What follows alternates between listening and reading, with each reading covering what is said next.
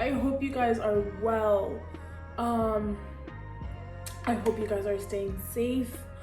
I know that it is May and we are still quarantining, and along with quarantining, we are protesting because how many Black lives do we need to lose in order to matter? And I hope if you are protesting, I hope if you are out there on those front lines, that you guys are staying safe and you guys are still taking those precautions and wearing masks and just keeping yourself healthy, because enough is enough. But we're still in a pandemic, y'all. Like, I don't even, people are really being gunned down in a pandemic by the police in a pandemic.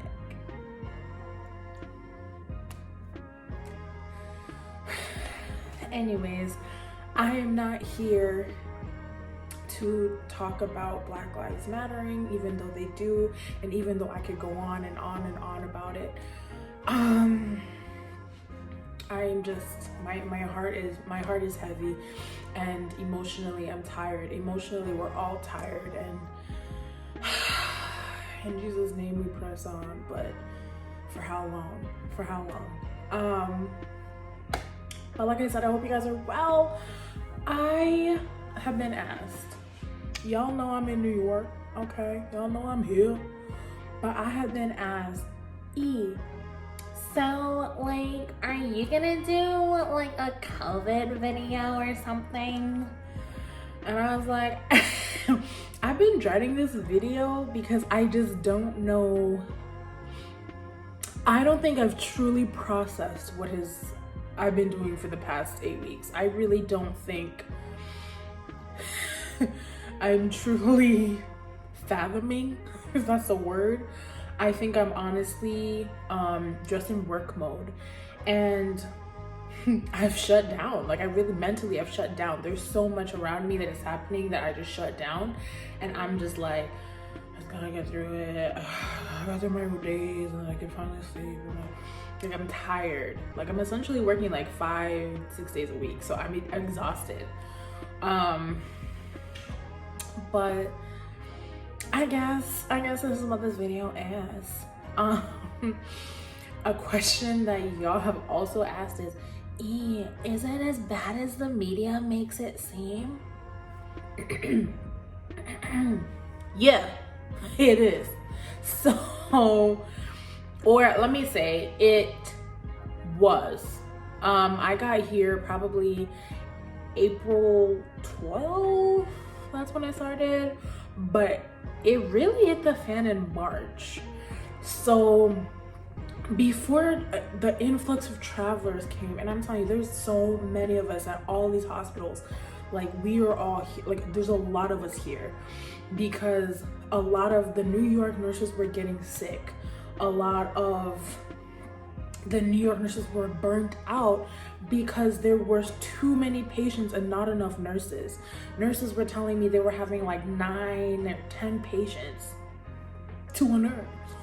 Me? 9 or 10 patients to a nurse? That is unsafe. At that point, you're just throwing medications at patients and hoping that those medications are the right medication for that patient. Like, oh, here's some lisinopril. Like, your blood pressure could be down in the first place. But like, you're not even functioning. You're not safe to yourself. You're not safe to your patient. All of it. And on top of that, because you're working in such a stressful environment, you're at an even greater risk of being sick.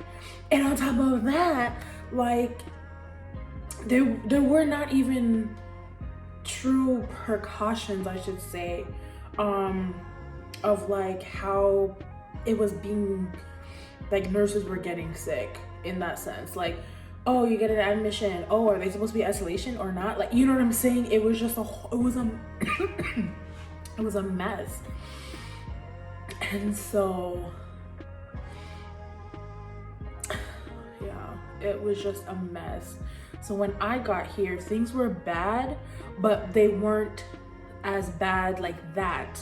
Like, things, oh, don't get me wrong, okay, because things were bad, but they were not, I did not have 10 patients or anything like that, because there was such an influx of us that we were helping. Like, it was like nurses could breathe again, and they kept us on, even though the patient census is lower, because a lot of people are staying home, which is so important. They kept us on to give their nurses a break, like just a chance to breathe and just to like remember why they wanted to be a nurse. Like, because I'm pretty sure after that pandemic, like if I was a New York nurse, I would probably quit nursing for sure. And there's probably a lot of nurses that did, and I don't blame them. A lot of people ask me, did I have adequate PPE? When I got there, yes. It was actually a beautiful thing because they gave us scrubs at work. So you would go in like whatever clothes you want to go in. I always went in scrubs because I was like, one day they're gonna run out, and then I'm gonna be trying to be a nurse in my leggings or something. But they, you go with what you're dressed in, and then they give you a pair of scrubs, and then you're working in that pair of scrubs. So it's not like you're bringing home anything to your family. I thought that was phenomenal. I had my shield. I've actually kept my shield. I've had my shield for 8 weeks actually, but I'm sure if I needed another one, I could ask for another one. I've just been trying to like keep it together. I have my N95s, gowns. I'm very thankful that I was able to go to a hospital that could afford PPE, because there's a lot of hospitals that couldn't. Man, and it's crazy because instead of like a COVID floor, y'all, it was COVID hospitals. Like, man, it was just, wow. Like, I'm like thinking back and I'm like, whoa, like this whole experience, I don't think I truly realized how traumatic this experience is. And I say that because anytime you're dealing with death, especially in nursing, it's a traumatic experience, like no doubt. But when you're dealing with that much death in that much time,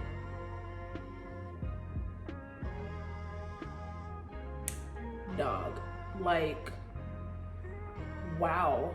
You know what I'm saying? And I'm so thankful that hospitals have mental health initiatives for their healthcare workers, because there was actually a doctor at the hospital that I worked at that committed suicide because of how much how traumatic and how stressful it is. You're ultimately taking care of people, and then half the time they're responding to treatment, half the time they're not. So it's such a frustrating game. It's so hard. And then these people are dying by themselves because we don't allow visitors in the hospital. So it's hard. It's so hard to just, it's so hard. It really,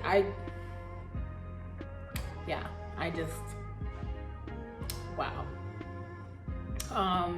Somebody asked me if I was gonna get like professional help and talk to somebody, and I was like, if honestly, whether or not I would have taken this assignment, I still would have. Like, I still would go see my therapist, because it doesn't matter where you are in these times, healthcare providers anywhere, it is such a stressful time and it's so traumatic for everyone. So yeah, me and my therapist, like, okay. It really was something, but it was just beautiful to see the people that I met, and to just see, I'm telling y'all, these New York nurses, they are the real MVPs, because they really just did what they could to survive. Like, and they were trying to make it themselves, and then I don't know, I'm just like, wow, I'm just so honored to be a part of this. And it's very humbling to see the effect that we had here, because like you know, a lot of my New York nurse friends are like, we're just so grateful that you're here. Like we were drowning. And I'm like, yeah, but I'm like, you guys are, and I'm like, yeah, because you guys are the real MVPs. But they're phenomenal, and wow.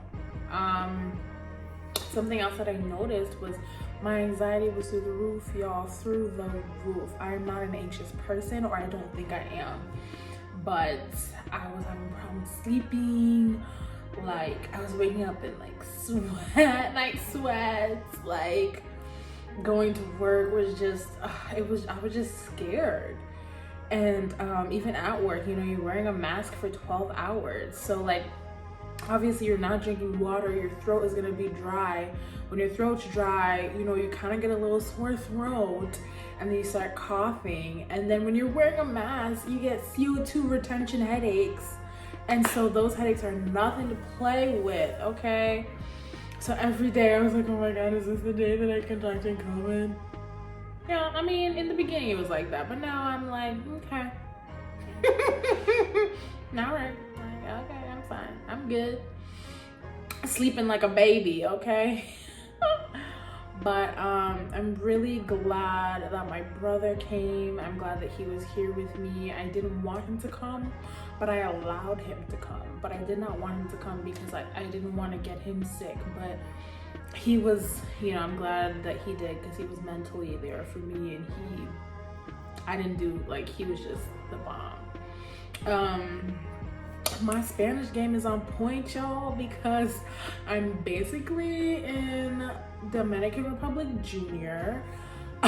So like, I have only Spanish speaking patients a lot of the time, so I have to step my game up, and like, I don't know, yo, I don't know. But overall, New York, this experience is beautiful. Would I take another travel assignment here? I don't know. I really do not know. I really do not know. Yeah, I don't know. But I did love the time that I had here. I think I'm still processing things and still undressing. I've been trying to just finish this video for the longest time, and the world is against me. But like I said, when I fully unravel and fully, you know, think about all of it, I think maybe I'll have like a different perspective. But yeah, y'all, I hope you guys have been safe, and I hope you guys will continue to be safe. I love you all. Thank you for supporting the channel. Thank you for supporting your girl. Thank you for the prayers for my time out here. Like, oh, I'm just grateful. I'm just so grateful. But I'm well, we are well, and this is our last week. So we will be heading home here shortly. Well, we have to quarantine a little bit, but we will be heading home here soon. But thank you so much. Thank you for watching. Okay, bye you guys. Love you.